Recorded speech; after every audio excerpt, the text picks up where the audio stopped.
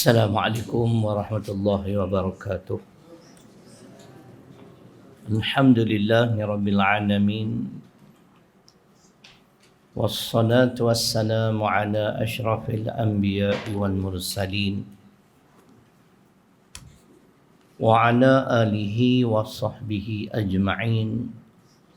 Rabbi shrah li sadri wa yassir li amri wahlul 'uqdatam min lisani yafqahu qawli. Wala haula wala quwwata illa billahil aliyyil azim. Yang dihormati Mabagia Ustaz Ikmal, seterusnya seluruh ahli jawatan kuasa KIDAF, muslimin dan muslimat, tuan-tuan dan puan-puan yang dirahmati Allah Subhanahu wa taala. Sebelum saya memulakan tazkirah pada tengah hari ini, time yang cukup syok kalau tidur. Memang nikmat semua kalau dapat tidur. Saya ingin memulakan dengan membaca beberapa hadis daripada buku kecil ni yang disusun oleh Persatuan Ulama Kedah. Terdapat 110 hadis. Yang mana hadis ni untuk membina akhlak dan syakhsiah remaja. Ustaz Haji Alias bin Cik Nus, AJK Persatuan Ulama Kedah, merupakan juga Imam Masjid Kampung Raja di Sungai Petani. Yang pertamanya hadis disebut orang yang paling sempurna iman ialah orang yang paling baik akhlaknya. Akmalul mu'min imanan ahsanuhum khuluqan. Rawahu Tirmizi. Ni ustaz kita bernama Tirmizi juga, daripada Selangor, seorang penghafaz Quran. Bacaan dia mirip kepada Huzaifi, Imam Masjid Nabawi. Bacaan ustaz ni. Ustaz ni kalau baca paling sedap di dunia. Maksud hadis, orang mukmin yang paling sempurna iman adalah orang yang paling baik akhlaknya. Dan Allah menyanjung akhlak Muhammad sallallahu alaihi wasallam di dalam surah Al-Qalam. Al-Qalam surah ke-68 pada ayat yang keempat. Wa innaka la'ala khuluqin azim. Sesungguhnya engkau Muhammad sallallahu alaihi wasallam benar-benar memiliki budi pekerti, akhlak yang agung, sehingga akan menjadi contoh. Laqad kana lakum fi Rasulillahi uswatun hasanah. Al-Ahzab surah ke-33 ayat 21. Sesungguhnya pada diri Muhammad sallallahu alaihi wasallam itu terdapat contoh teladan yang terbaik yang sepatutnya kamu kena ikut. Inilah contoh manusia yang terbaik, pilihan Allah. Dalam hadis riwayat Imam Bukhari ditanya kepada Aisyah radhiyallahu anha, apakah akhlak Muhammad? Kana khuluquhul Quran. Akhlak Muhammad ialah Al-Quran. Apa dia maksudnya, tuan-tuan dan puan-puan? Segala perintah dalam Al-Quran, suruhannya baik, larangannya baik, kesemuanya dilaksanakan oleh Nabi sallallahu alaihi wasallam. Inilah contoh insan terpilih ini yang memiliki akhlak yang paling agung. Dan kita sewajarnya hendaklah meneladani beliau. Pastikan perintah-perintah Al-Quran, suruhan kita laksanakan, larangan kita tinggalkan. Itu yang dimaksudkan akhlak Al-Quran. Banyak orang baca Quran, tadarus Quran, tapi tidak beramal dengan perintah dalam Quran. Firman Allah Subhanahu wa taala dalam surah Al-Baqarah pada ayat 121. Alladzina atainahumul kitab Yatslunahu haqqa tilawatih ulaika yu'minuna bih wa man yakfur bihi fa ulaika humul khasirun. Maksudnya orang-orang yang diberi Al-Quranul Karim lalu mereka membaca dengan sebenar-benar bacaan, merekalah orang-orang yang beriman, kata Allah. Manakala sesiapa yang kufur, tidak membaca Al-Quran dengan sebenar-benar bacaan, merekalah golongan yang rugi. Apa maksud membaca Al-Quran dengan sebenar-benar bacaan? Mereka memahami makna ayat-ayat yang dibaca dan mereka mengamalkan segala kandungan Al-Quran. Isi kandungan Al-Quran mereka amalkan. Suruhan kita buat, larangan kita tinggalkan. Walaupun merugikan kita, kerana ini larangan Allah, kita tinggal. Itulah yang disebut membaca Al-Quran dalam arti kata yang sebenar. Kalau kita tengok, kita patah balik belakang tadi ayat 121, 120. Tentang apa? Walan tarda ankal yahud walan nasara hatta tattabi'a millatahum.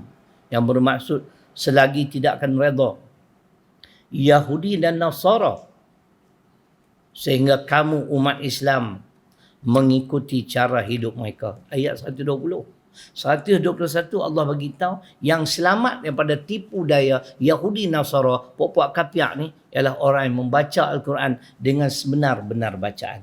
Mereka mengamal isi kandungan, bukan sekadar faham, amal lagi. Itu yang susah nak buat tu.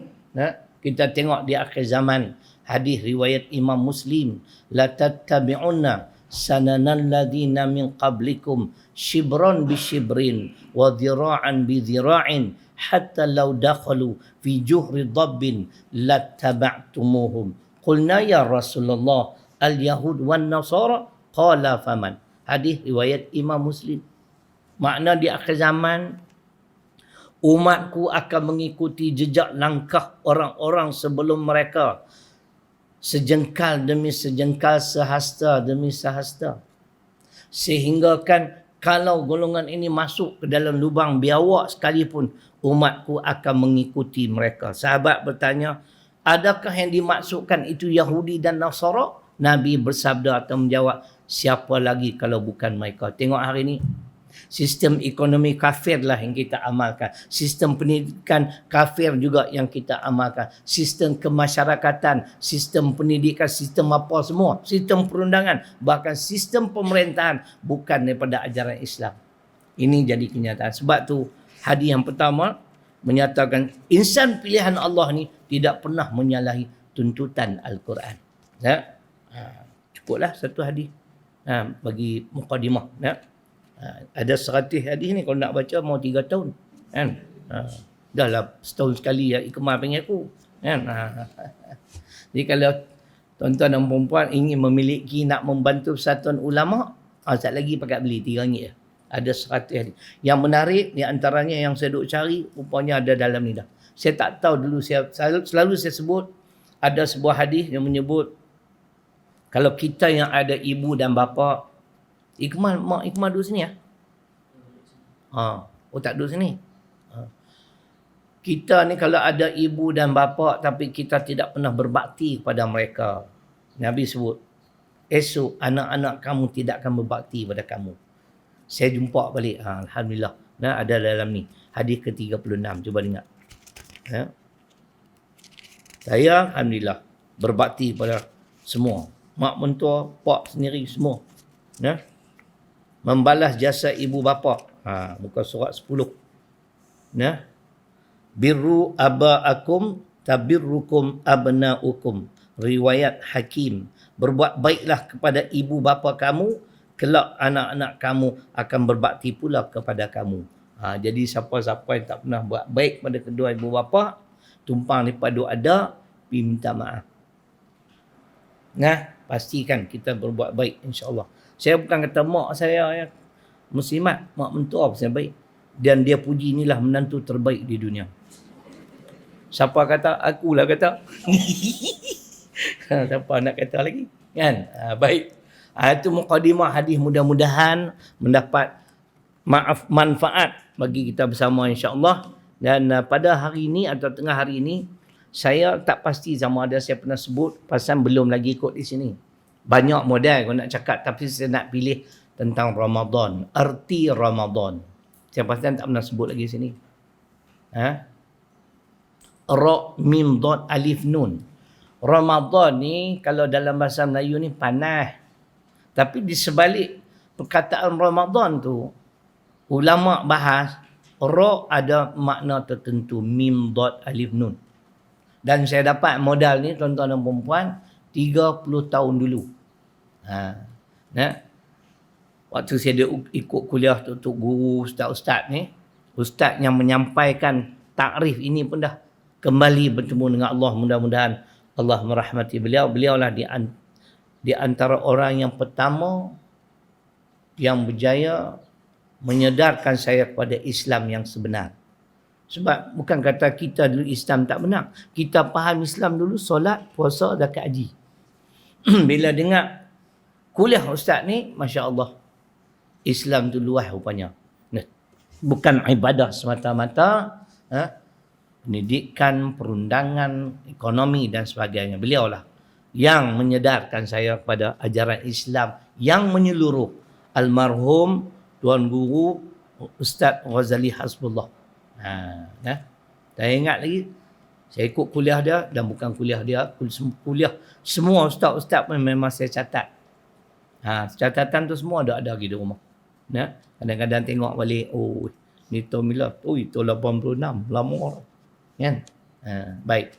Jadi Ramadan, ra, mim, dot, alif, nun. Ra, rahmatullah. Mim, maghfiratullah. Dot, dhamanullah. Alif, ulfatullah. Nun, ni'matullah. Sampai pukul apa? Kemat? Ikut ustaz. Sampai buka puasa.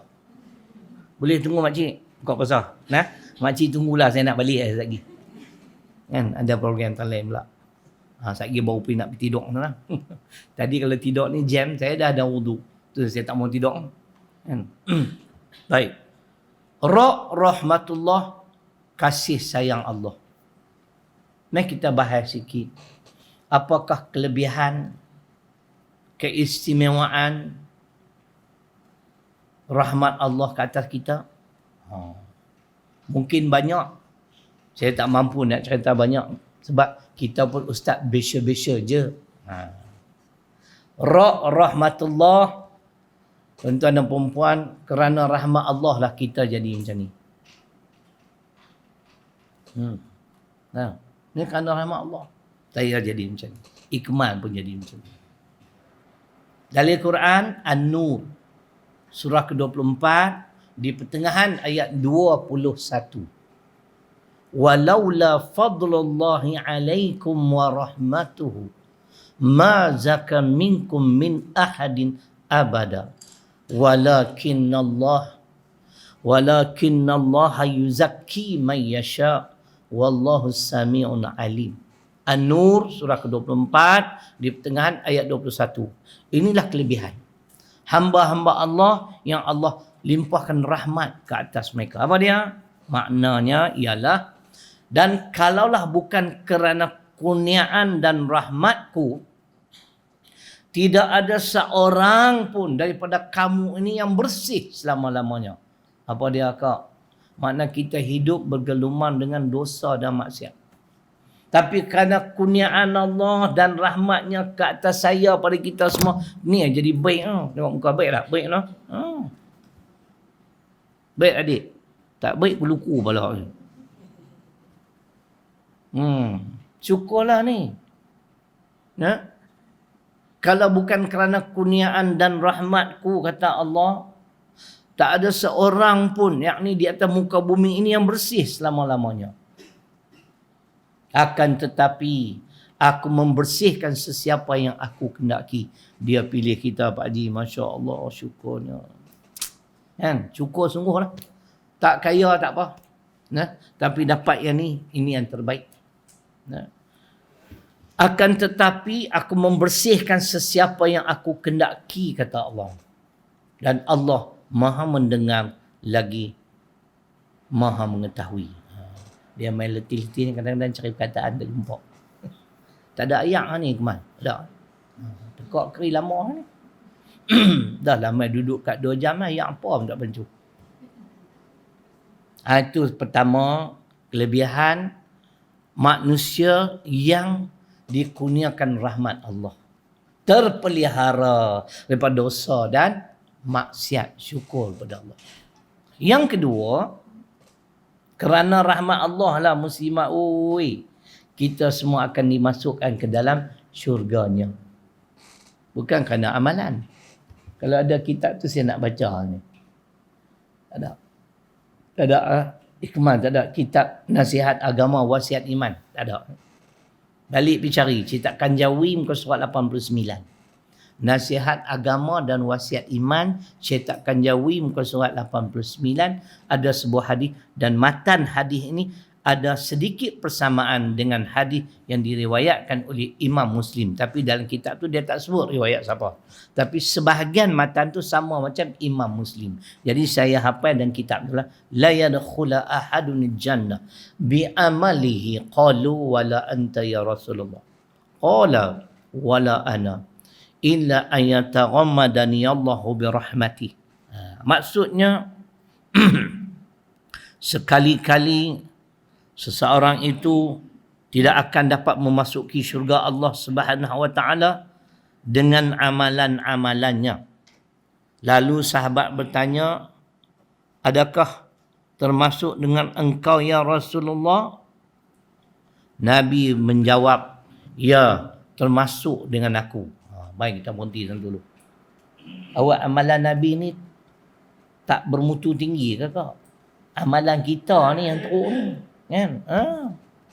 Betul tak?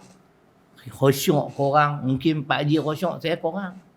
2-3 hari ni khutbah kita tak khutbah apa semayang tarawih lah, tak tahu siapa mengantuk.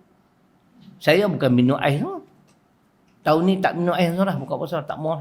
Minum air kosong, air masak kalau ada, tak ada sudah minum air botol gau tu. Makan pun tak banyak. Tapi dia mengantuk situ. Macam ni punya amalan jam. Tapi semalam tak mengantuk. Saya imam tu suara sedap tu. Nak ambil buat menantu pun dah tak ada anak lah. Dia baca sedap. Nah, dah cerdik. Bekas pelajar MRSM Ulul Albab. Dia hafal Quran di sana. Hari ni dia tengah belajar buat engineering. Dia apa cerita laut nampak tu lah. Sedap tu ni kemarin. Semalam saya tak mengantuk. Tapi saya warning dia, jangan duk baca panjang-panjang. Tu yang tak mengantuk tu. Dia baca satu ayat, dia rokok. Cantik lah, cepat habis. Kan? Dia tak boleh ke panjang-panjang kot. Saya tak apa setuju juga. Satu malam satu juzuk. Tak boleh pi. Tambah hampa ni pula, mazhab 20 rakaat. Aku tak mau lah. Aku mazhab 8 abang tu. Kan? Tak apa. Pagi esok kita tambah-tambah. Tak ada rugi apa. Siapa yang ada kemampuan buat. Kan? Saya takat 8 dari dulu, kini dan selamanya. Masa budak-budak dulu sungguh 20 rakaat. Itu biasa zaman dulu tak tercetus, belum tercetus tarawih 8 rakaat. Zaman sekitar kanak-kanak mana ada semua 20 kan. Dia main ni dah kuih moden. Lepas ni mungkin 10 tahun lagi 4 rakaat ni apa? Kan? Lepas tu 2 rakaat, lepas tu tak ada amzu. Kan boleh kira orang Melayu ni. Baik. Jadi cerita begitu. Maknanya kalau Nabi SAW yang amalan beliau begitu bermutu tinggi pun tak boleh menjamin beliau masuk syurga dengan amalan. Macam mana dengan kita? Tidak. Tak tahu Nabi buka puasa macam mana. Kan? Kita membuka puasa ya wara. Tak lagi lepas maghrib tabuh semua cukup. Kan? Dulu saya ingat kok. Saya masa kanak-kanak punya dahaga ais lah. Minum dekat sejak. Zaman kanak-kanak Ikmat. Semayang lah. Pergi semayang terawih tau. Rokok-rokok ayat keluar lubang hidung tu. Boleh ambil wuduk Ikmat tu. Kita punya pukulan makan. Aduh. Kan? Kita tak boleh bayang lah orang miskin macam di Yaman ni. Negara yang tak habis-habis berperang. Saya tak boleh bayang macam mana mereka makan. Kita mewah kok, kadang-kadang membazir. Nah, ini kita kena muhasabah ya lah. Tu yang saya duk latih, tak mau makan banyak-banyak. Makan sikit-sikit dah lah, 1 camca, 5 pinggan. Selalu 10, 5 cukup lah. Nak bagi hilang ngantuk, betul mengantuk kan? Baik. Ustaz-ustaz ni bukan sama. Tu aduk mai tiap hari macam-macam, ragam. Tidak? Saya cara saya. Baik. Jadi maknanya kalau begitu, tanya para sahabat, bagaimana kami boleh masuk syurga? Kalau kamu dengan amalan yang begitu hebat, bermutu tinggi, tak boleh masuk syurga dengan amalan, ya, aku dengan kamu sama sahaja. Kesemua kita akan dimasukkan ke dalam syurga Allah hanya dengan rahmatnya. Ada pimpinan Ar-Rahman tak sini? Tak ada, no? Allah aku main tiap-tiap tu hampa tak beli lagi. Dan kali aku berhadiah kat hampa lah pula boleh. Kalau ada, tapi dalam ni terjemahan pimpinan Ar-Rahman, tak apa. Okey. Cuma saya nak sebut, nah, adakah Allah nak bagi rahmat, nak limpahkan rahmat dia kepada seseorang begitu mudah? Tak. Semua ada syarat kau. Nak boleh ingat Quran macam saya duk ingat ni pun kemal. Oi, saya pulun sungguh bab Quran ni. Kan? Dia main secara spontan lah. Prom. Tu pun kadang-kadang ada silap juga. Tapi tak selalulah. Kadang-kadang. Jarang-jarang. Kan? Allah kan nak bagi macam tu rahmat. Kita kena buat kerja. Kita perlu menepati syarat Allah baru dapat rahmat. Nak masuk syurga dengan rahmat. Jadi ada ayat ni memang cerita masuk syurga dengan rahmat Allah. Tapi apakah yang perlu kita laksanakan? Kita rujuk surah keempat An-Nisa ayat 175. Saya baca, saya tak mau terjemah, saya ada dalam ni. Datang ni bagus kot. Ni orang panggil mendatang lah. Orang tua-tua mengerti semua mendatang. Tapi mendatang ni budak-budak umur 3-4 tahun pandai pada kita. Cucu saya tu ada menam. Allah semua erti. Sambil tengok bubuh atas tapak kaki lah. Punya Asian mangkuk semua. Mak dia hantar gambar. Nah, cucu betul tu tengok. Duk berebut ni lah. Abang puasa 11-12 hari dah tak buka. Saya janji cucu nombor 2. Abang puasa penuh. Tahun lepas penuh. Wan nak beli tablet. Dia nak tablet lah. Wan ni tak upaya kau dengan cucu saya lembut sangat. Dengan anak cengeng berapi. Anak, bini, menantu semua orang takut saya. Tapi kalau dengan cucu saya kalah. Abang tu terang lah. Kalah sungguh. Ayat. فَأَمَّا الَّذِينَ آمَنُوا بِاللَّهِ وَاعْتَصَمُوا بِهِ فَسَيُدْخِلُهُمْ فِي رَحْمَةٍ مِّنْ رَحْمَةٍ وَفَضْلٍ وَيَهْدِيهِمْ إِلَيْهِ صِرَاطًا مُسْتَقِيمًا. Ayat 175 nah, saya tak mau terjemah dengar. Saya pun bukan cakap kan datang pun. Baru belajar ni boleh banyak dah lah. Dengar nah.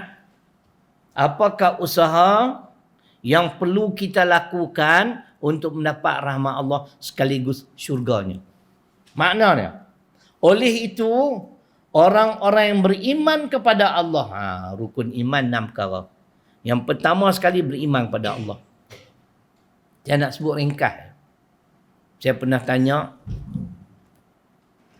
ustaz-ustaz dan tok guru, kalau seseorang itu memiliki 3 benda ni, seseorang itu meyakini 3 perkara ini, selamat atau tidak akidah dia, yakni tentang ketuhanan. Pertama sekali yang kata beriman pada Allah, saya kata kat tok guru, pertama sekali saya yakin Allah tu ada, wujud. Dari Quran As-Sajdah ayat 4. Tok guru mendengar. Clear?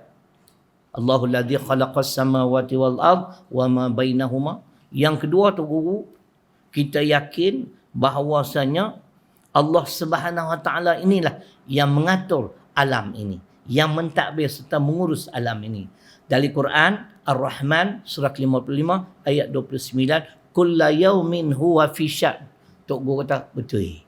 Yang ketiga, yakin bahawasanya yang mampu menyelesaikan segala permasalahan umat manusia hanya undang-undang Allah. Dari Quran, Allah tanya soal akidah kita, surah kelima Al-Ma'idah. Afa hukmal jahiliyah tiyabun wa man ahsanu minallahi hukma liqaumi yuqinun. Apakah undang-undang jahiliyah yang kamu kendaki? Dan undang-undang siapakah yang lebih baik, lebih adil, lebih berkesan pada undang-undang aku? Bagi kaum yang yakin, orang yang beriman dengan Allah, mereka pasti meyakini undang-undang Islam jalan penyelesaian. Saya kata selamat atau tidak, Tok Guru? Tok Guru kata, ya selamat. Tetapi, Tok Guru tambah, mana Tok Guru, kita ustaznya, nak pergi jumpa Tok Guru. Saya pun baru tahu dah, Tok Guru ni memang pakar tafsir. Baru tahu, tapi tak ada kesempatan nak pergi, nak sembang panjang-panjang sikit buat Quran ni kan. Dia kata, insyaAllah, tetapi itu pun belum selamat. Dah lagi belum selamat.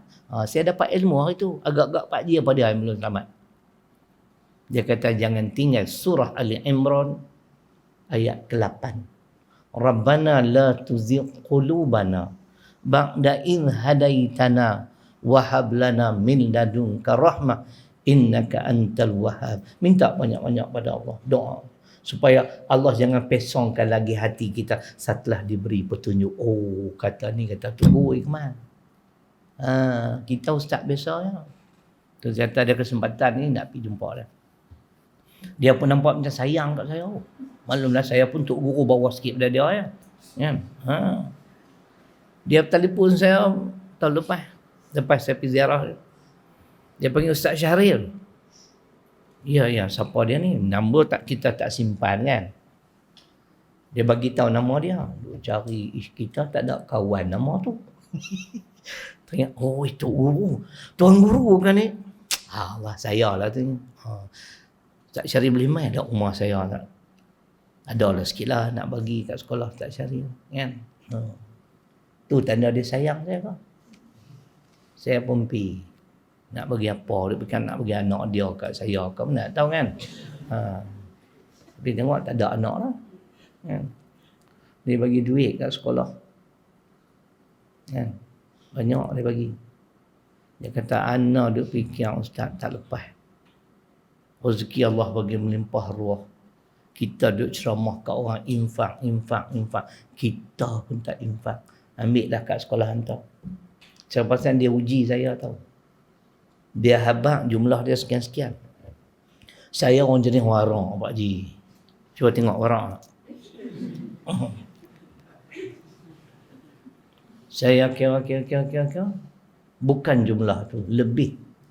Asal nak uji ikut. Saya abang kat peneman saya. Tok Guru abang sekian banyak. Ni lebih ni. Saya pergi bank ni semua. Esok saya telefon Tuan Guru. Semalam jumlah Tuan Guru kata tu tak betul. Lebih. Alhamdulillah pahala nak bertambah lagi. Jadi dia tahulah Syarilung ni amanah semua. Tapi bukan orang parti amanah lah. Abang tu tak. Yang tu aku tak mahu abang tu. Baik. Cuba ingat. Pertama nak dapat rahmat Allah, dengan rahmat Allah masuk syurga. Dia kata di sini, oleh itu orang-orang yang beriman kepada Allah dan berpegang teguh pada ajaran Al-Quran. Yang kedua, kena ikut Quran. Quran dah hadis. Panduan kehidupan kita tak ada lain Quran. Kalau nak jadi orang bertakwa nak ikut apa Kak? Kan tak reti jawab. Lepas saya terkejut. Orang tanya mengejut. Kita nak jadi orang bertakwa, Tuhan sebut awal-awal lagi. Dalam surah apa? Al-Baqarah. Zalikal kitab la raiba fi hudan lil muttaqin. Al-Quran ini sekali-kali jangan diragui. Petunjuk kepada orang-orang yang bertakwa. Siapa nak jadi orang bertakwa, dia punya guideline, pedoman hidup hanya Al-Quran. Sebab tu dia kata. Faham tak ni? Kalau tak faham, saya tak mau main dah. Jangan duk panggil aku dari rumah. Aku mengajak apa orang tak faham. Nampak macam tak faham. Saya pun tak faham. Apa dia tu? Oleh itu, orang-orang yang beriman kepada Allah dan berpegang teguh kepada ajaran Al-Quran ini, cuba dengar maka Allah akan memasukkan mereka ke dalam rahmatnya, dalam kurungan yang khas, iaitu syurga. Inilah dalil masuk syurga dengan rahmat Allah. Oleh kerana apa? Sewaktu hidup di dunia, kita beriman pada Allah dan beriman kepada semua tuntutan rukun iman dalam masa yang sama, Al-Quran dan hadis sebagai pedoman dalam kehidupan. Kemudian bukan takat itu ya, dan limpah kurnianya yang tidak terkira sedang menanti kita di mana? Dalam syurga. Hak telinga tak pernah dengar, mata tak pernah tengok, ikmat nak masuk syurga ikmat. Alamak. Kemudian dia kata apa di penghujung? Dan Allah akan menunjukkan mereka ke jalan lurus, jalan agama Islam yang membawa kepadanya. Apa maksudnya? Selama mana kita beriman pada Allah dan rukun iman yang lain, berpegang teguh pada petunjuk Al-Quran dan Sunnah, kita senantiasa berada di landasan yang benar. Walaupun orang kata tak betul, tak usah peduli kak. Selama mana Al-Quran dah hadis pedoman hidup saya, memang betul dah. Pasal apa? Nabi sebut taraktu fikum amrain ma in tamassaktum bihima lan tadillu abada, kitaballahi was sunnati. Aku tinggal kepada kamu dua perkara. Selama mana kamu berpegang teguh, tadilah kamu beramal, kamu berpedomankan kepada kedua-dua perkara, selama itulah kamu tidak akan sesat. Yang kutinggalkan Al-Quran dan As-Sunnah. Tak puas hati dengan hadis, ustaz kemukakan dalil Quran. Dalil Quran mana dia? Di antaranya Toha ayat 123. Fa imma ya'tiyannakum minni huda famanittaba'a huda ya fala yadhillu wala yashqa. Ini jaminan Allah.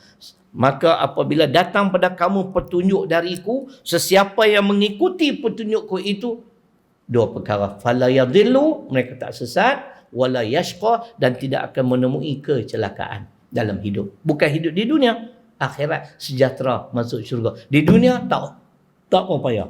Orang alim, orang baik, orang kaya, orang miskin, dunia adalah tempat apa kak? Ujian. Tidak. Orang kaya Allah uji, orang miskin uji, ulama Allah uji, ulama semua Allah uji. Pernah tengok ulang dan semua. Boleh kan ni nampak macam ngantuk makcik-makcik tu. Nak panggil makcik pun bayar saya juga. Tapi saya muda lagi lah. Nah, boleh no? Faham ke no? Turuk rahmatullah. Saya bagi simple je. Kasih sayang Allah, kelebihan, keistimewaan, kita senantiasa di dalam perlindungan Allah, tidak terlibat melakukan dosa dan maksiat. Syukur Allah. Engkau pilih kami. Yang kedua, dengan rahmat Allah lah kita akan dimasukkan ke dalam syurganya. Yang ketiga ialah syarat untuk mendapat rahmat Allah.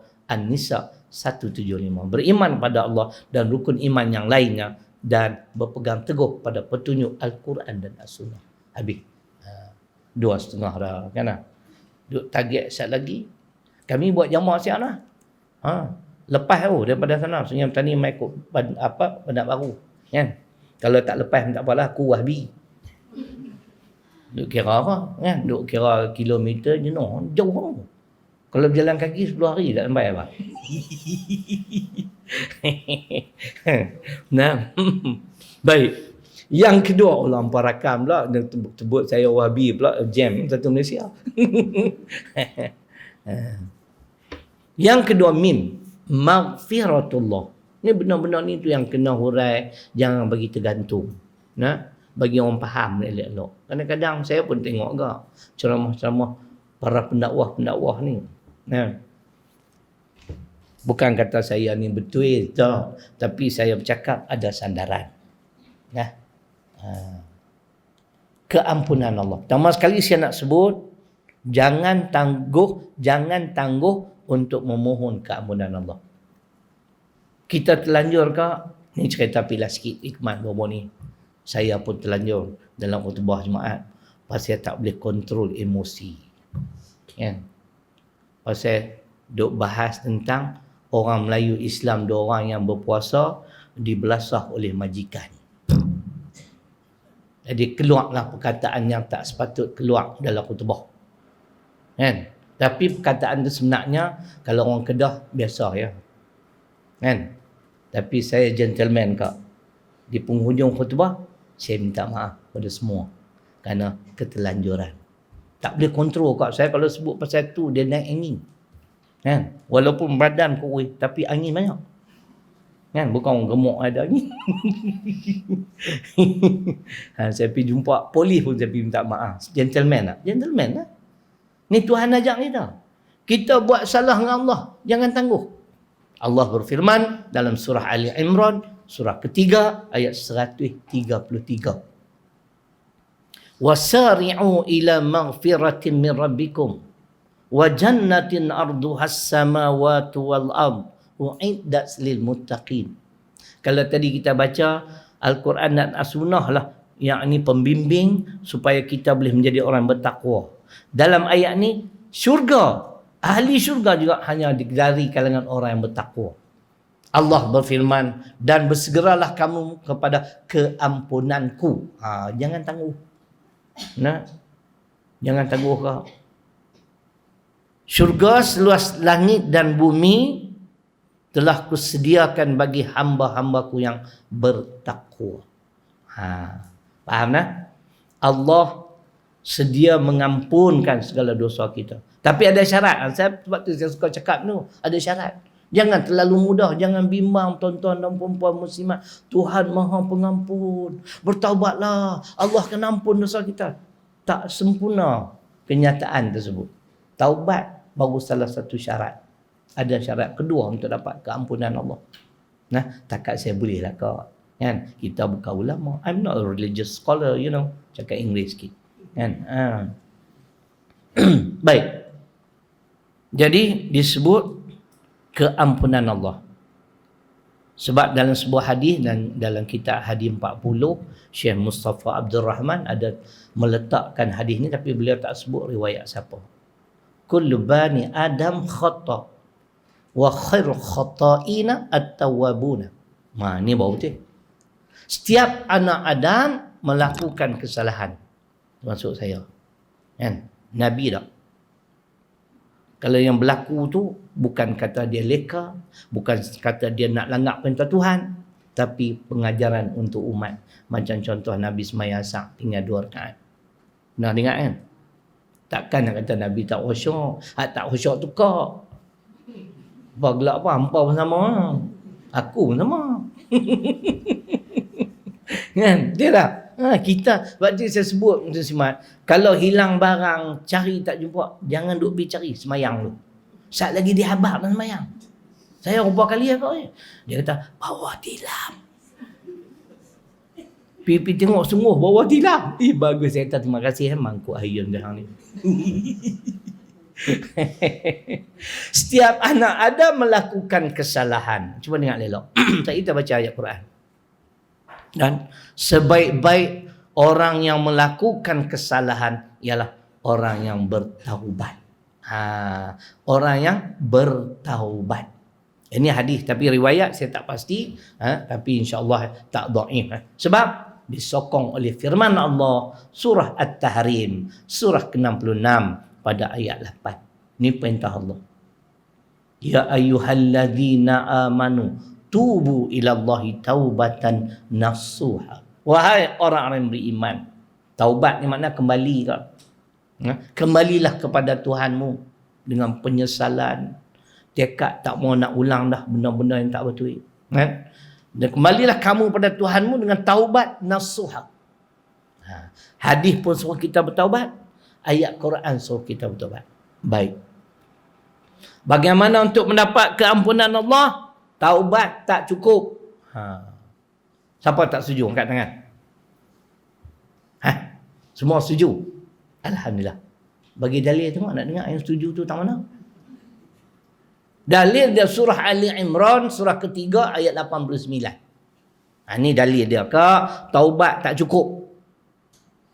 Illal ladzina tabu min ba'di zalik wa aslahu fa innallaha ghafurur rahim. Dua kawit.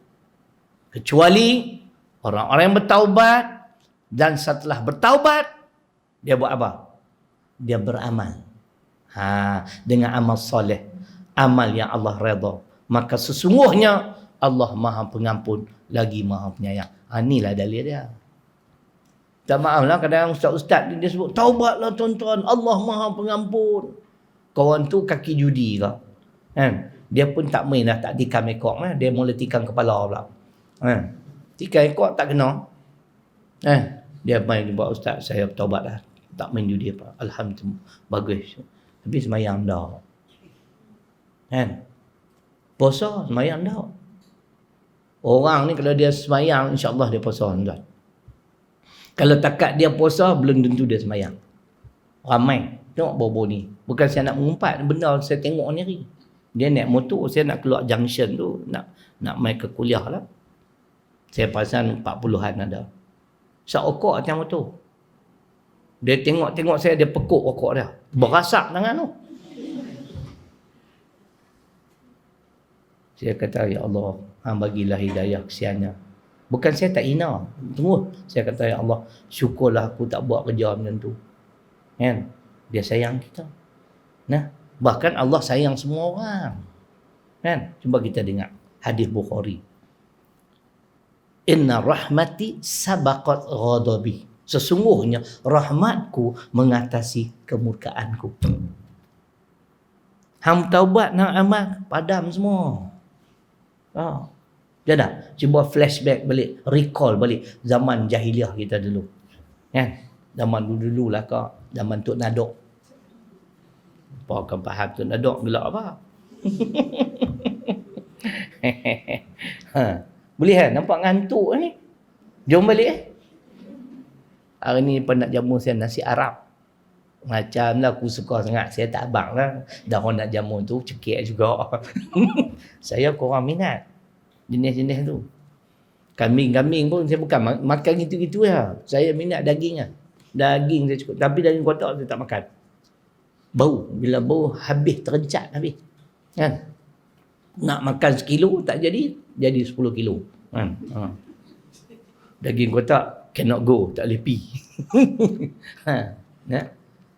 Tu cerita dia buat taubat. Bila dah bertaubat, taubat yang diiringi dengan amal soleh. Dari Quran Ali Imran 89. Kalau muslimat tak faham lagi ceramah saya tak tahu. Saya pun habis modal lah. Kan? Saya bercakap ni apa yang saya ingat saja. Tapi dah topik ni selalu saya bercakap memang mahir lah. Kalau topik yang jarang-jarang tu kadang-kadang dia tak tersusun. Tapi bila selalu kita duk bercakap, kita duk asah, dia tersusun elok. Boleh kak? Nampak duk orang jauh, duk kenang masa silam macam orang putih kata let bygones be bygone. Yang berlalu biarlah ianya berlalu. We look forward. Kita tengok ke depan. Kita sendiri pun banyak kekurangan ketika kita jahil dulu. Syukur Allah bagi peluang. Dilanjutkan usia. Alhamdulillah. Buat kerja agama. Macam Ustaz Jeffrey. Buka pondok. Buka sekolah. Kita pun Allah. Tuhan pilih ni. Nuh nak kena jaga. Jangan tinggal Ali Imran ayat 8. Rabbana la tuzigh qulubana ba'da idh hadaitana wahab lana min ladunka rahmah innaka antal wahhab. Paling tak ada pun sekali. Kalau sebaik-baiknya tiap-tiap 5 waktu. Jadi sesiapa yang bertaubat, kemudian taubat yang disertai dengan amal-amal soleh, dia bakal mendapat keampunan. Tapi kalau tak bagi hujah ataupun bukti, tak juga. Bukti dia, kita belajar kitab Riyadhus Salihin ada. Belajar kan? Siapa ajak? Dah masuk bab apa dah? Tak ada bab. Dia dalam bab kedua. Dalam bab kedua, bab taubat. Di dalam bab taubat tu tuan-tuan, terdapat satu kisah berdasarkan hadis Bukhari dan Muslim, seorang hamba Allah ni yang telah membunuh 100 orang. Pak Ji tahu tak banyak mana dosa kerana membunuh seorang? Dosa membunuh seorang hamba Allah ni banyak mana kak? Macam kita membunuh seluruh umat manusia. Di bumi hari ni, population dia, jumlah penduduk 7 bilion. Makna na'uzubillah, kalau A bunuh B, bunuh cara yang tak benar, makna seolah-olah dia membunuh 7,000 juta orang. Banyak tak dosa kak?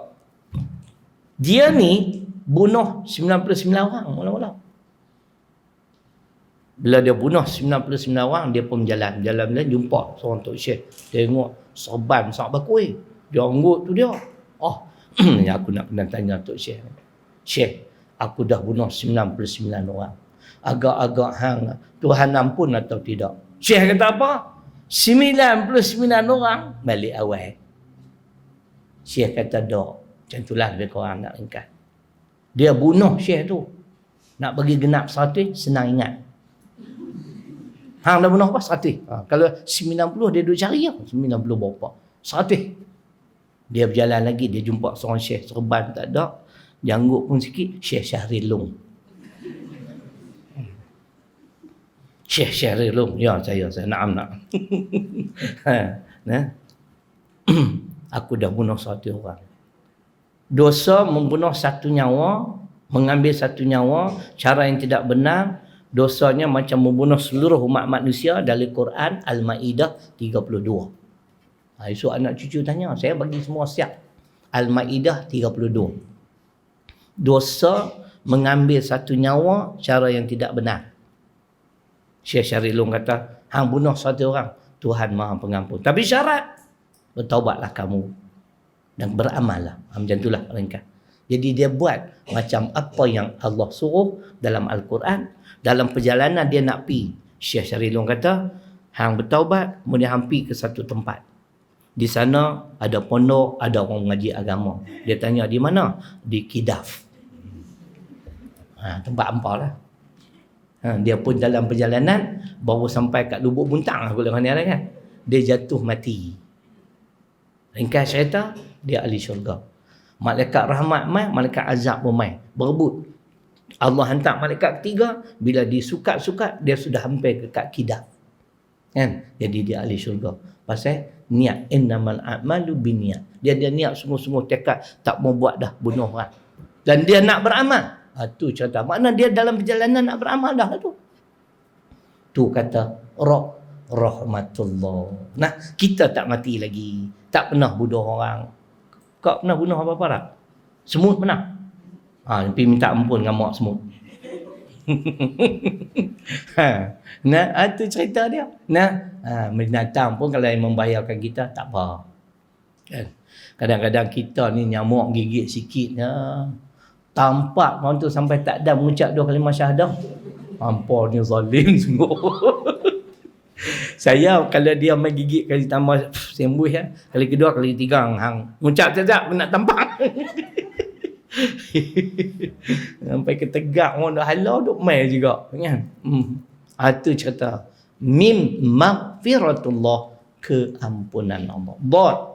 Dhamanullah. Dhaman ni makna jaminan Allah. Kalau kita berhutang dengan bank, dia ada guarantor, penjamin. Bila kita tak boleh bayar, penjamin itulah yang bertanggungjawab untuk membayar hutang kita.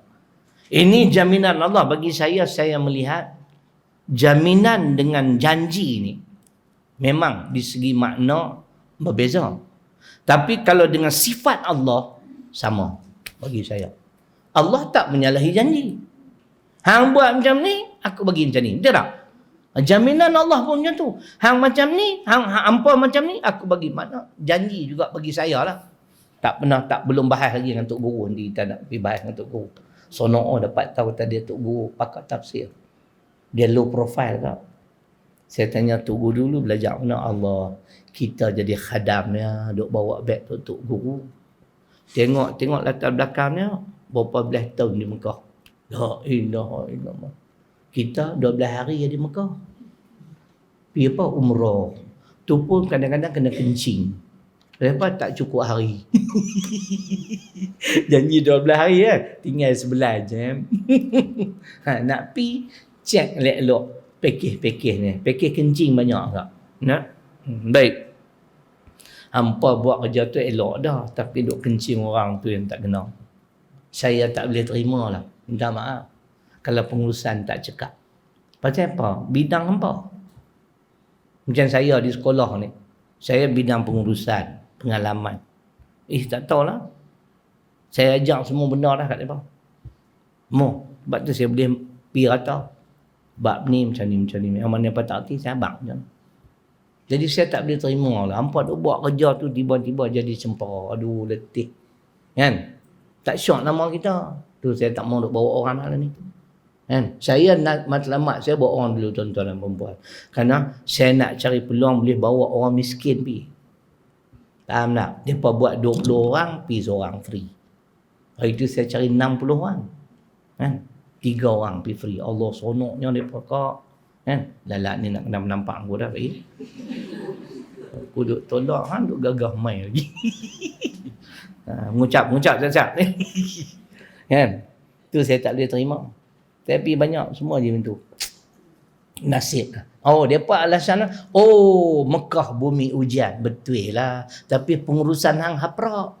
Dia lah. Hang sepatutnya mahir lah. Masalah ni buat macam mana? Allah. Saya tak boleh terima. Tengok macam saya berceramah. Saya nak jadi seorang pendakwah yang betul mahir dengan Quran. Surah sekian, ayat sekian. Surah sekian, ayat. Saya belajar, saya buat.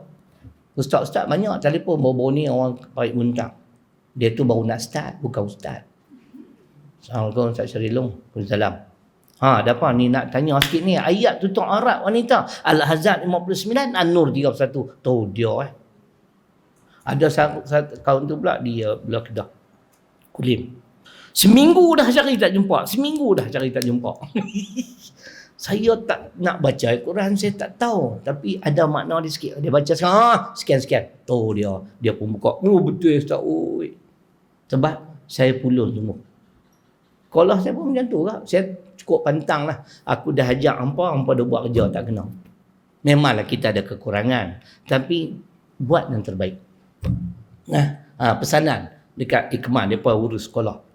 Bagi masyarakat yakin apa kita buat ni betul. Hari tu ada sekali tu, dia tu orang profesional.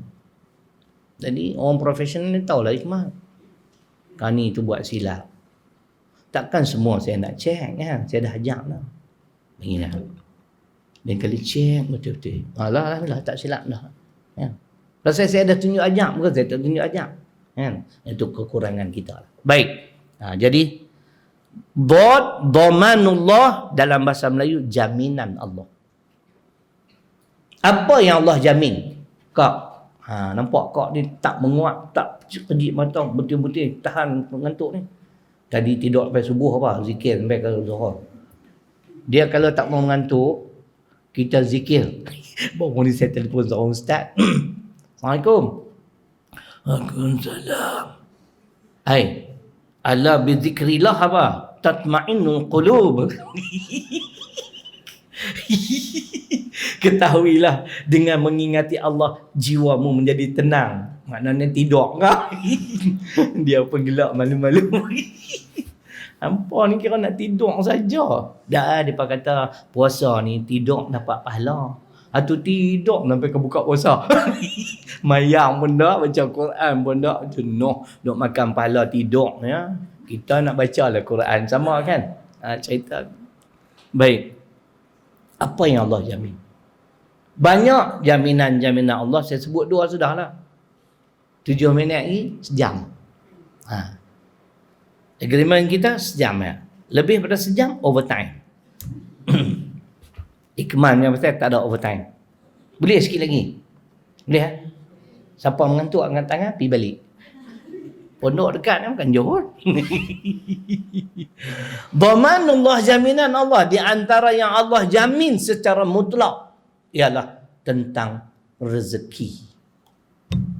Saya bimbang kat rezeki saya, rezeki kak, semua Allah tahu. Ketika kita berada dalam perut ibu kita 120 hari. Mana dalil? Hadis keempat, kitab Matan Arba'in. Kita ada 40. Belajar tak? Sini. Tak ada. Dalam kitab tu ada.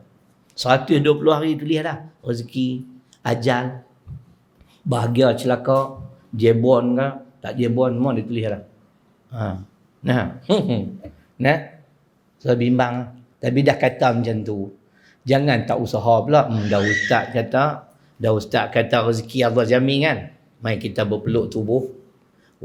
Kalau orang hidang kat empa, satu hidangan makan. Kalau tak hulak tangan, dia tak masuk dalam mulut, mengerti tak? Kena hulak juga. Kadang-kadang orang faham tu, kawan saya faham macam tu. Rezeki ketetapan Allah, jaminan Allah. Dia pun berhenti kerja. Bini kerja.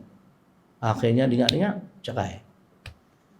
Saya tengok Ustaz Abdul Somad kata suami dah kahwin haram makan rezeki bini.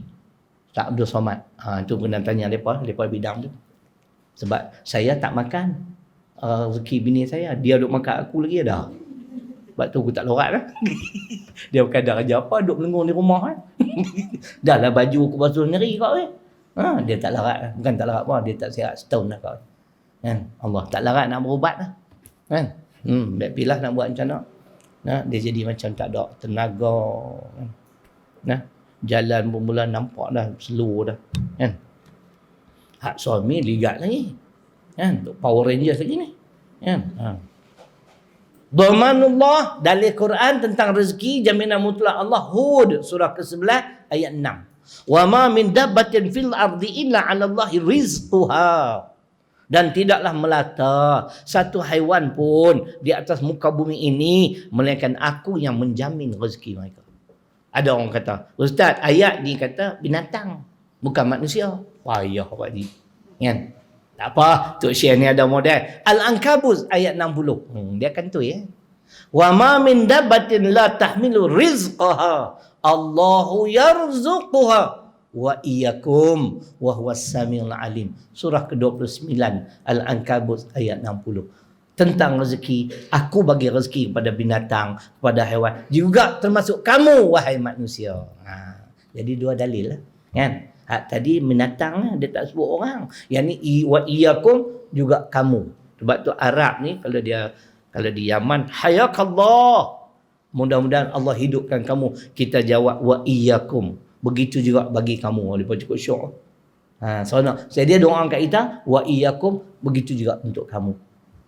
Jadi binatang pun aku jamin, kamu pun sama. Yang kedua, apa jaminan Allah? Jaminan Allah yang kedua, tuan-tuan dan perempuan, tak usah bimbang. Lambat laun mungkin tak berlaku zaman kita, mungkin zaman anak cucu saya. Muka bumi Allah Subhanahu Wa Taala akan diurus, akan dipimpin oleh orang-orang yang beriman serta beramal soleh. Tak usah bimbang. Bukan dia nak bagi DAP perintah sampai kiamat. Kan? Dan DAP pun insya-Allah tak perintah. Dia berkata hari ni nak tukar kerajaan jadi tau. Anda tak tahu lah. Sebab sokongan terhadap Muhyiddin dah tak ada. Jadi tu siapa menteri? Saya pula apa? Mana nak tahu terkejut tempat tu? Cuy aku naik pula. Allah, macam mana boleh jadi menteri pula? Yang tu tebuk atap ke pula? Tebuk apa pula tu? Kalau bapa hampa tebuk atap. Kan? Orang ikut lunas perlembagaan. Saya tengok satu video dia ni pakai perundangan aku. Tak ada istilah tebuk atap. Ini dia kata semata-mata adalah hak mutlak yang di Pertuan Agong untuk melantik Perdana Menteri. Kan? Depa yang apa? Yang pahat karam depa sampai yang tebuk kapal depa sampai karam kan? Tu duk salah orang pula. Betul tak? Betul tak, Pak Haji? Bukan kita duk pergi kacau depa. Depa bertelagah sama-sama sendiri, tebuk karam. Kawan tebuk tu depan ni dia pakai siap-siap dah pelampung. Kan? Duk ada sampai lah umur 96 tahun. Jangan marah Ikmal. Ni nak baca ayat Quran ni, bukan nak bagi sedap hati, nak yakin. Allah Ta'ala tak akan biar sebab bumi ni milik dia, dia cipta bumi ni, kita menumpang. Takkanlah saya sebagai tuan rumah nak biar orang tetamu main buat kuajak rumah saya. Tiada. Saya pergi rumah Pak Haji. Pak Haji kata, Ustaz, ni bilik untuk Ustaz ada kipas.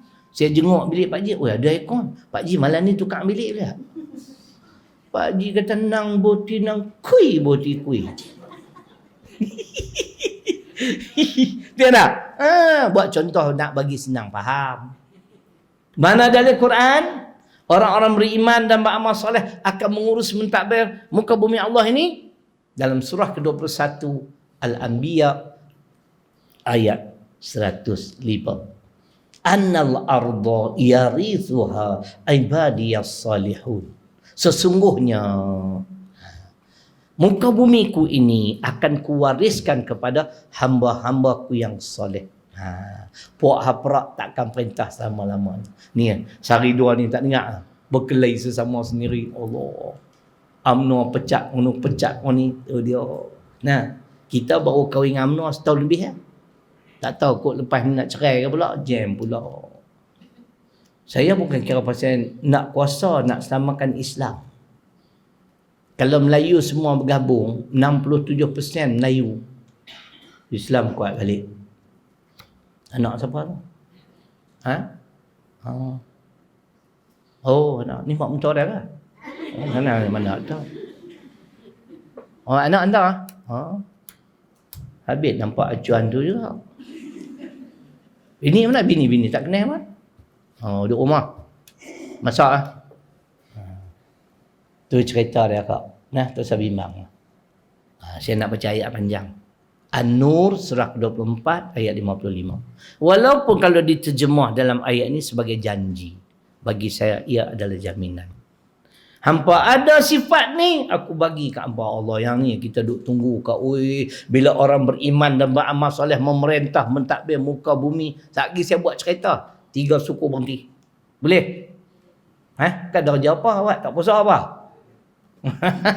Wa'adallahu alladhina amanu minkum wa amilus salihat la yastakhlifannahum fil ardi kama istakhlafal ladzina min qablihim wa la yumakkinanna lahum dinahum alladzi irtada lahum wa la yubaddilannahum min ba'di khawfihim amna ya'budunani la yusyrikuna bi syai'a wa man kafara ba'da dzalik faulaika humul fasiqun. An-Nur surah ke-24 ayat 55. Bagi perhatian. Bila orang beriman dan beramal soleh, memerintah, mentadbir, mengurus bumi, kita bakal mendapat 3 kebaikan.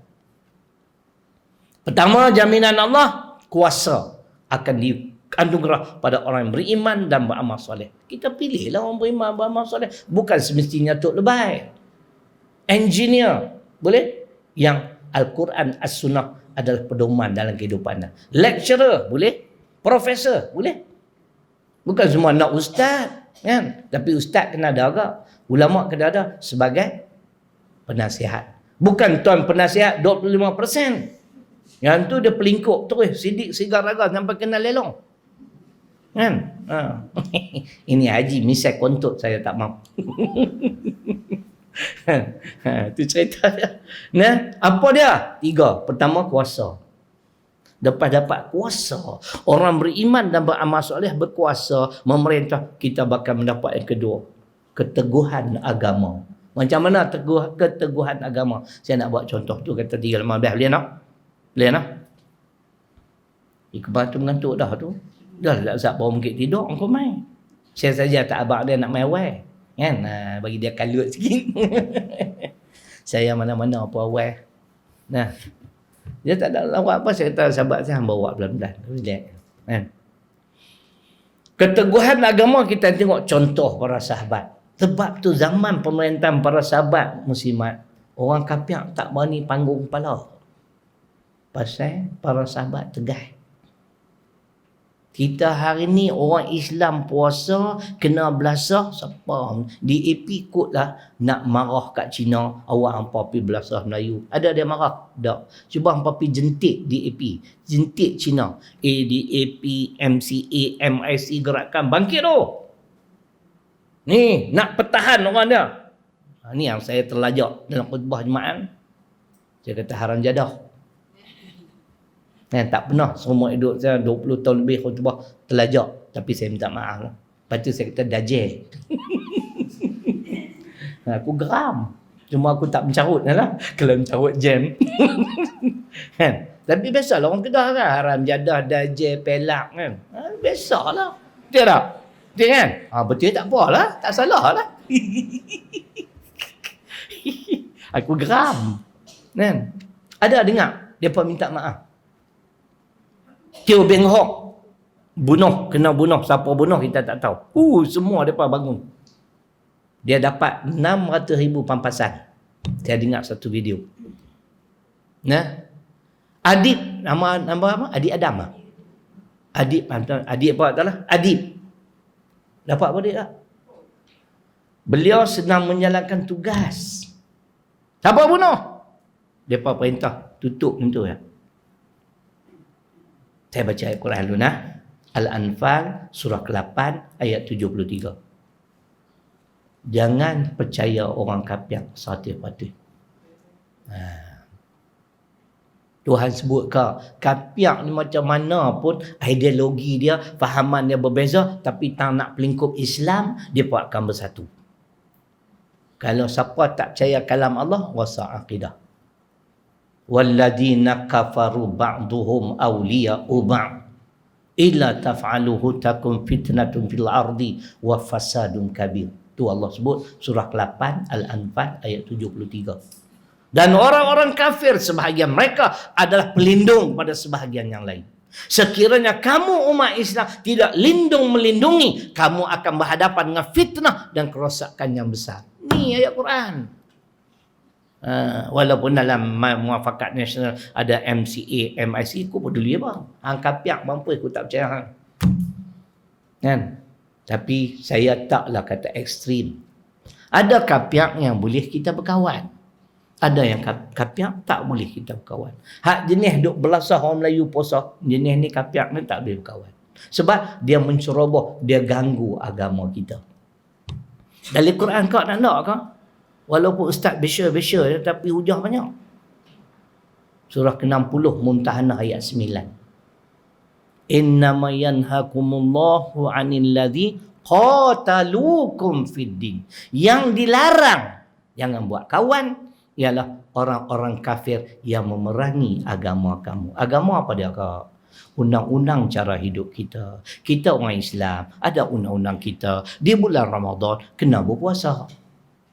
Kan? Tiba-tiba mentang-mentang kami bekerja dengan hampa, hampa majikan dah lah tak pergi puasa, hampa belasah pula kami, orang ajar nak. Dajjal dah tu. Kan? Tu cerita dia. Faham tak kau ni? Nah, setahun sekali hampa tengok muka handsome ni mai, bukan hari-hari.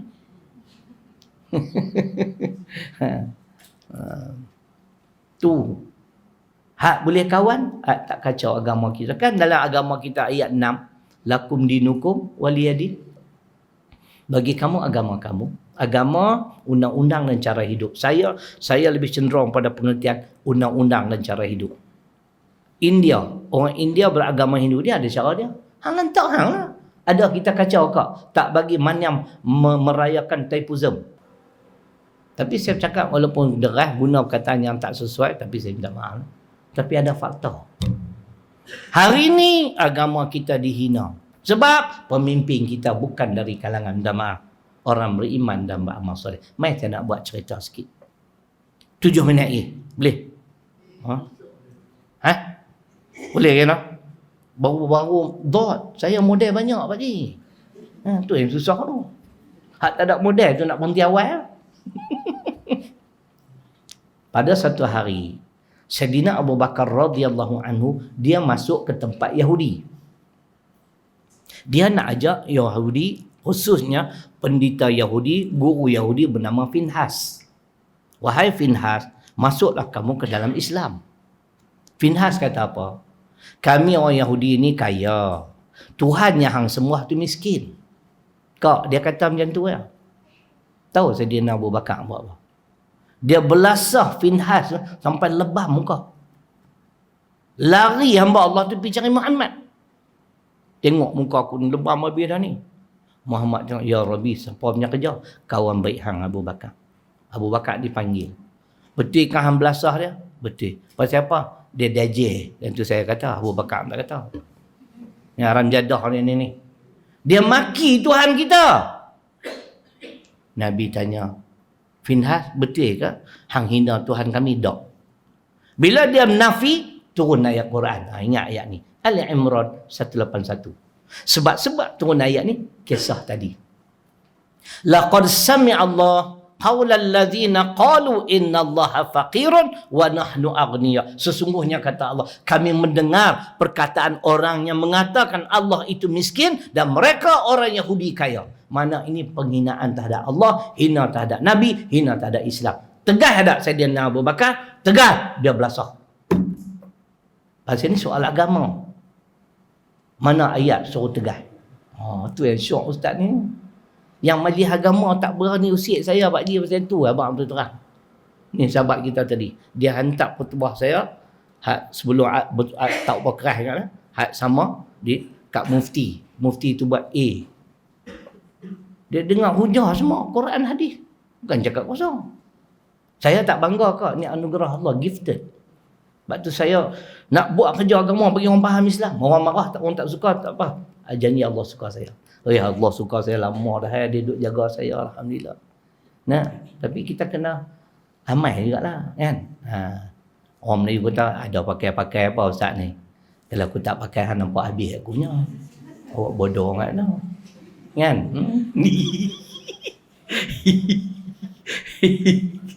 Merapu pun pandai ustaz ni. Dia dalam khutbah baru merapu kadang-kadang. Orang pekat gelak baru ni diperak. Saya selalu khutbah, saya tak pegang tongkat. Tangan saya basah, tengok basah. Saya cepat basah, tak tahu saya apa dari dulu. Dia bila pegang tongkat, dia basah, rimah kan. Saya letak tongkat. Semua makmum duk tengok awak ustaz tak pegang. Saya bagi penjelasan, minta maaf tuan-tuan.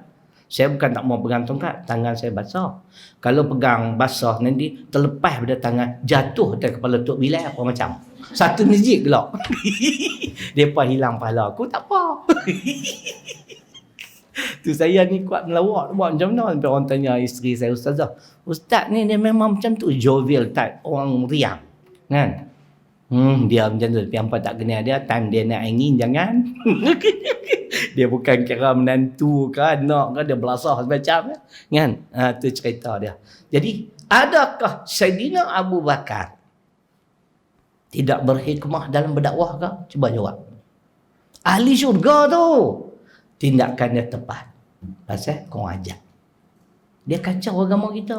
Hina Tuhan kita. Kita tak sensitif. Sampai dua orang tu kena belasah. Saya takut. Pasal apa kak? Kita akan zaman. Ustaz Husam cerita dalam video dia. Ada seorang muslimat anak dua orang. Suami tak tahu kan mati bercerai. Hari ini ditajak oleh Kristian. Oleh gereja. Saya teringat hadis. Badirul bil a'mal fitanan qaqita'il lailil muslim yusbihu rajulu mu'minan wa yumsi kafiran aw yumsi mu'minan wa yusbihu kafiran yabi'u dinahu bi'aradin minad dunya. Rawahu Muslim. Hampa itu nak jadi pendakwah kena cekap Quran hadis banyak sikit. Faham? Jangan Quran saja, jangan hadis, dua-dua gabung. Bila bercakap ada sandaran. Saya baca dari Quran menyokong hadis ni. Di akhir zaman Nabi kata umat aku akan ada di kalangan umat aku yang jual iman, jual agama, jual iman kerana harta benda dunia. Saya bimbang ni. Mula dia bagi arahan, jangan puasa. Tak puasa. Lemah iman lah. Pasal nak cari makan. Jangan pergi semayang jemaat. Lah esok, jangan duduk semayang langsung. Majikan kata, esok tinggalkan Islam. Ni hadis ni saya. Law pun dah banyak dah. Tinggal solat jemaat, tinggal puasa, pasal habuan dunia. Saya sewaktu kerja Maybank tu, dia pernah implement benda yang sama. Semayang jemaat fortnightly, 2 minggu sekali. Saya lawan. Dia tahu, dia pernah main jumpa saya. Dia tahu saya harimau Melayu banking. Kan? Dia pernah main saya kepala. Orang Melayu saya lah ketua. Main pun Melayu juga. Ada apa? Ni kita pengurus buat arahan baru, semayang jemaat 2 minggu sekali. Tak. Tiap-tiap minggu aku nak pergi. Aku tetap nak buang aja aku buang. Tak jadi. Sebab kita tegah. Mana ayat suruh kita tegah dengan kapiak? 2 ayat. At-Taubah 73, Al-Fatah ayat 29. Saya baca Al-Fatah. Muhammadur Rasulullah walladina ma'ahu asyidda'u 'alal kuffar ruhama'u bainahum. Muhammad Rasulullah Allah dan orang-orang beriman yang bersama-sama dengannya, mereka tegas dan keras terhadap kafir tetapi berlemah lembut sesama orang beriman.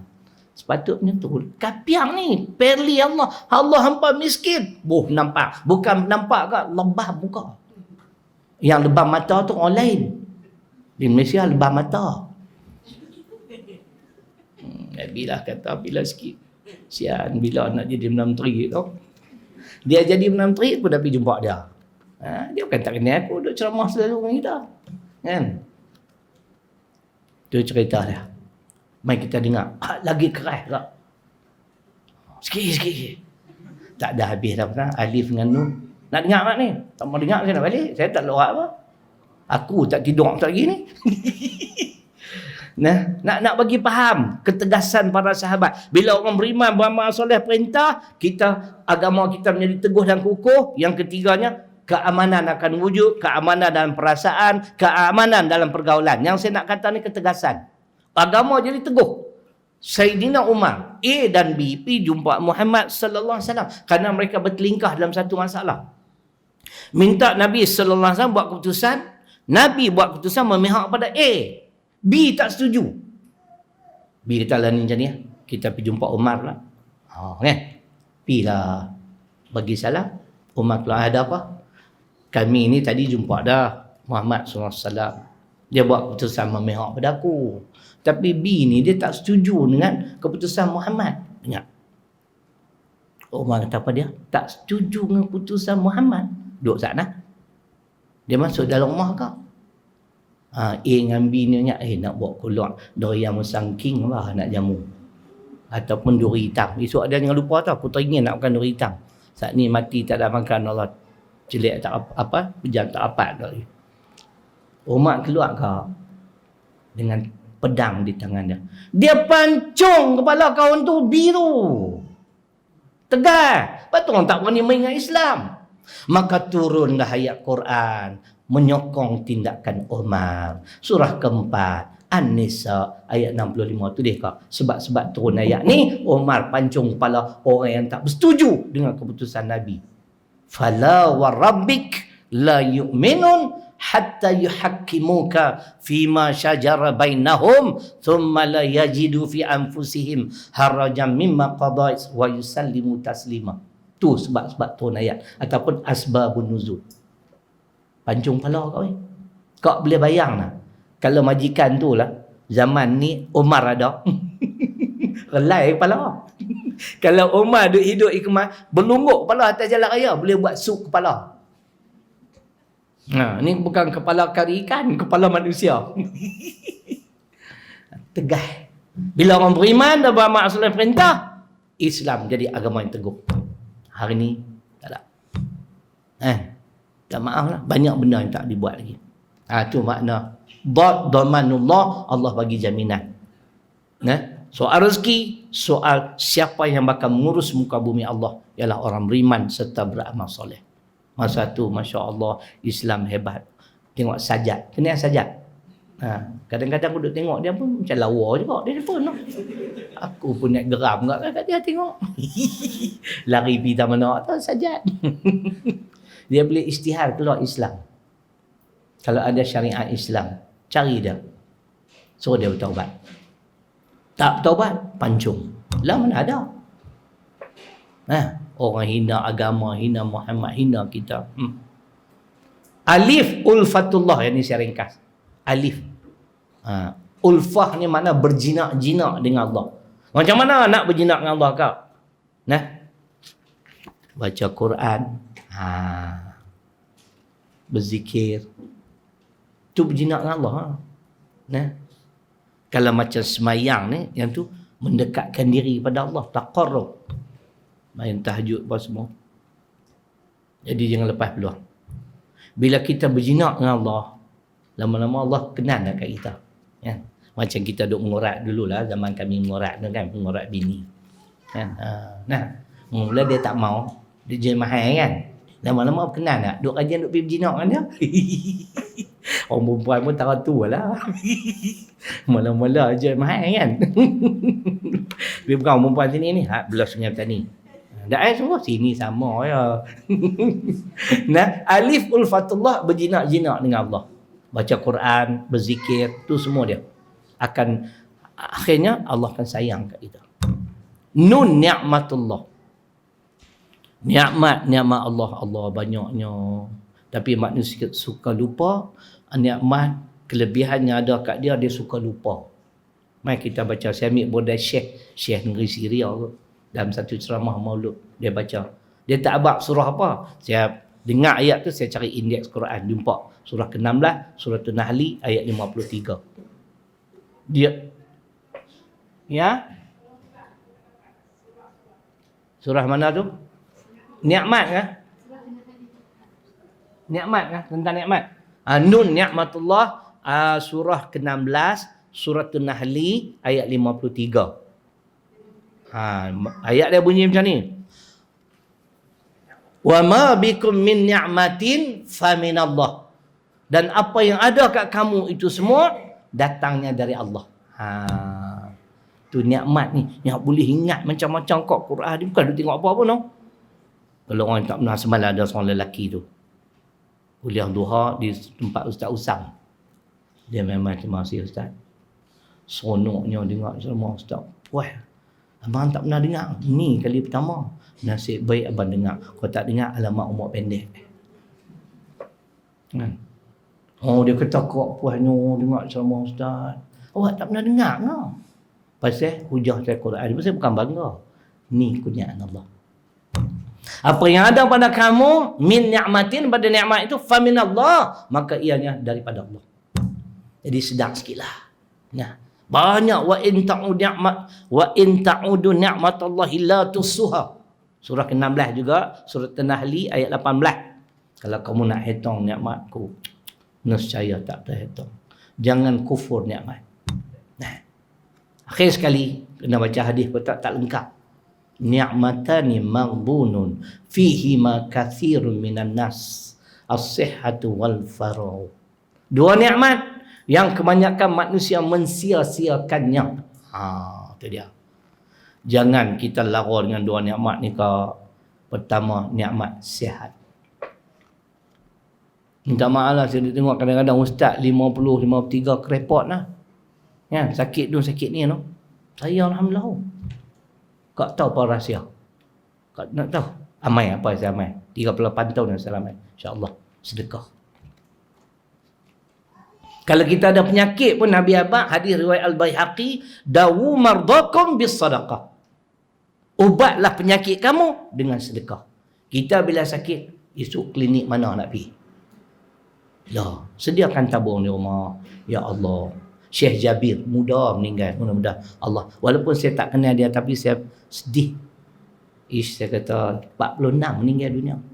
Tadi kebetulan ada lagi cerita sedekah. Dia kata niat, bila sedekah niat apa hajat kita, Tuhan akan bantu. Niat, ya Allah sihatkanlah aku nak beribadah padamu. Nah, amal yang tu ya kak, bukan nak suruh pergi baca suratul kahfi jenuh lah. Sedekah lah. Tiap-tiap rumah, esok bila balik anak cucu man suruh beli tabung. Tiap-tiap rumah. Sehari RM1. Lepas subuh tau, sedekah sampai subuh. Itu yang disarankan oleh Nabi. Penuh tu, duk ada berapa puluh pondok ni. Bagi kat, nama apa? Hikmah. Hikmah tak mau, bagi kat aku mau. Baru ni saya buka tabung saya lama dah tak ada. Kat 500 dalam tempoh sebulan. Nah. Tu ada rumah saya duk main. Tahun ni tadi saya terlupa nak bagi. Soalnya bila saya sampai